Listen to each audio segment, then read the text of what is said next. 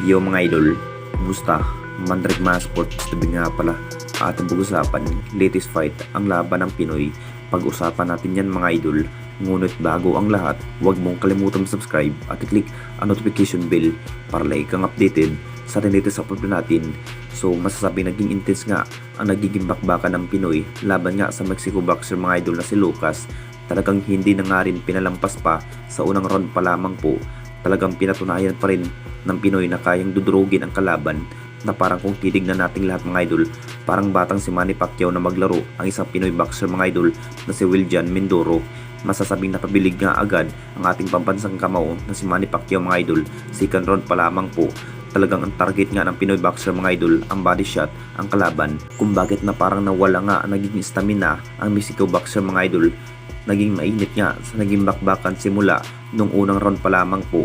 Kumpiyansa pa rin ang isang Pinoy na manalo nga sa laban. Pero hindi na naman natin expect mga idol, talagang agad ding na-knockout ang naging laban. Munti ka na rin na wala ng malay ang isang Mexico boxer mga idol.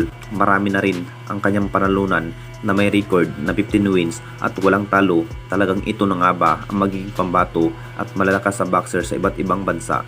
Lakas pa rin ang kanyang defense, ang kanyang record na walang talo at walang tabla. Hard practice pa rin ang mas kinakailangan dapat gawin para maabot nga ang ganitong record. Kung tutuusin mga idol, minsan na rin na mangyari yung ganitong record. Ito na rin ang dahilan kung bakit tinalo nga ang Mexico boxer mga idol, para madipinsahan ang kanyang nagiging record na walang talo at walang tabla.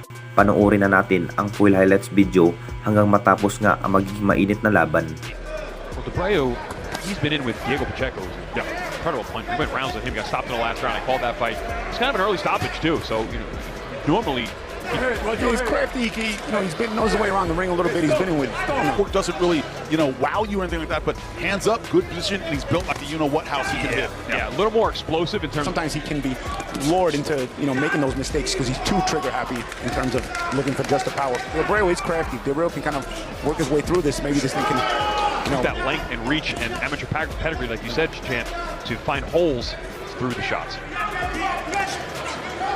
Which makes him fun, but yeah, also makes him very, very susceptible inside.